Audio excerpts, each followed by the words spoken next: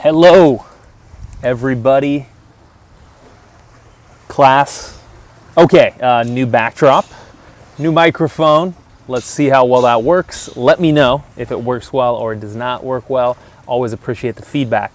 So, our workout for tomorrow, Wednesday the 2nd, 3rd, Wednesday the 3rd. Let's get into it. So, as you can see below, we have a 9-round workout with a 25-minute cap. We're just going to go 25 minutes and then stop. We have 4 movements to do. We have 30 lateral hops, 16 front squats, 12 presses, and 8 burpees. So all you guys should be looking at those movements and thinking, yeah, I know how to do those. Very basic movements.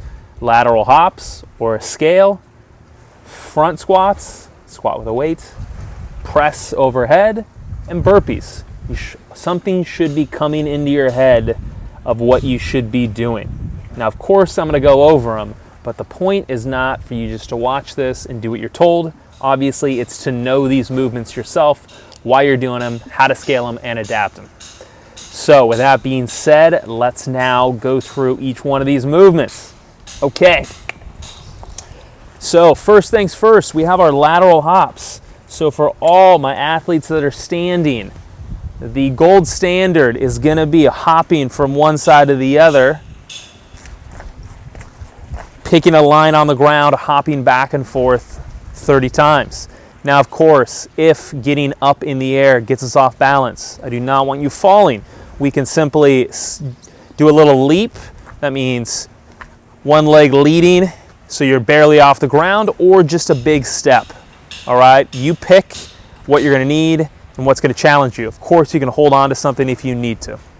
Now, this movement can be done in a kneeling form. So Roma, going from kneeling here to stepping sideways and stepping back. This is a balance movement. Now, if we can't do this on kneeling, Deanna, if you're going to be with us tomorrow, we're going to go for those lateral jumping plyo push-ups. So we're pressing and jumping with our arms. Now, as always, I have 30 of these, but each variation is going to be more or less hard. So pick the quantity that works for you. And we'll talk about what quantities to pick a little later on. So that's our first movement. I think that should work for everybody. Now we have our front squat, which just means squatting with a weight in front of ourselves. So, as always, spine nice and tight, shoulders engaged, hips engaged. If you have a kettlebell, make sure you turn your devices backwards. We're going to take this kettlebell, hold it in front of us, one arm, 2 arms, whatever you want, tight abs, squat this weight down as low as we can, and back up 16 times. That is the goal. Now, of course, use whatever weight you want.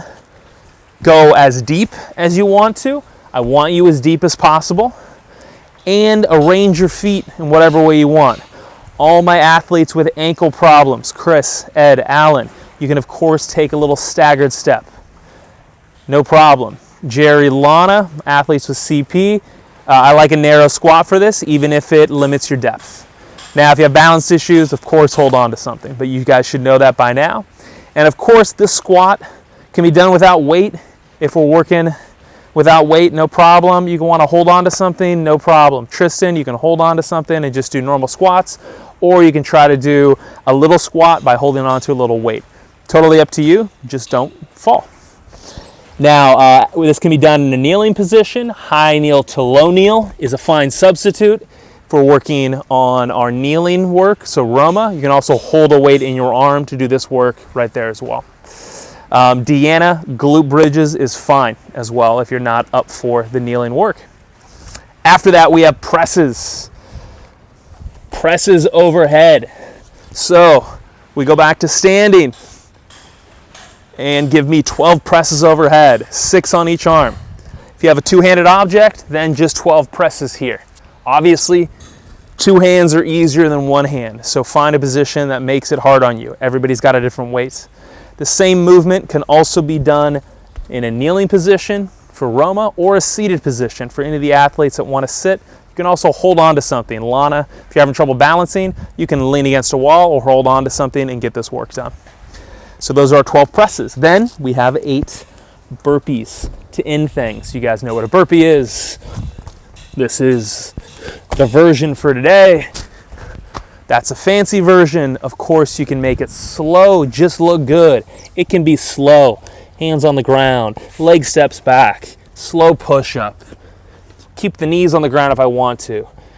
Leg come up. Chris does a beautiful version of this. Stand up.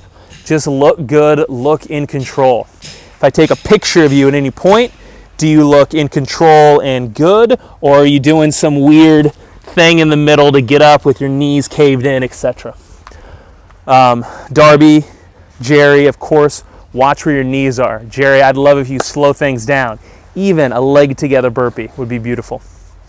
Okay, so that goes over each of our movements. Oh, and of course, we can do a burpee to a kneeling position and a burpee to a quadruped position for Roma and Deanna. All right, so there's our 4 movements. Now, 9 rounds is a ton of work. Doing all this quickly is going to be paramount if we want to finish. So first off, we're doing a 25-minute cap. If you don't care about your time or care about finishing, it doesn't matter. Pick whatever quantity you want, and we're done after 25 minutes. But if you want to make this sporty and you want to try to finish within the 25-minute cap, we need to make this workout reasonable to do that. And the way we're going to do that is, I want you, before we get started, to do a practice round. Pick some lateral squats to do. Might be 30, might be less. 16 front squats, maybe less. You pick. 12 presses, maybe less. 8 burpees, maybe less. I want it all done in under 2 minutes, 30 seconds. So if you do as written 1 round and it takes you 3.5 minutes, that's too long. Cut some quantity back. When we start class, I want everybody ready to do this work and knowing what they're going to do based on 1 round taking less than 2.5 minutes. So that will give us a much better apples to apples comparison. We'll give you a shot at finishing. If you add up 9 times 2 minutes 30 seconds, that's going to be 22 minutes and 30 seconds. So it gives us a little bit of wiggle room to get tired, an extra 2 minutes and 30 seconds. So it's an easy way to think about it. I want you guys to take charge. Don't ask me how many you should do. You should test it out. Ask your body how many you should do. Good. I think other than that, this workout's pretty straightforward. I will see you guys in the morning. Let me know what you think about the new setup, the new camera, microphone gear. I'll see you then.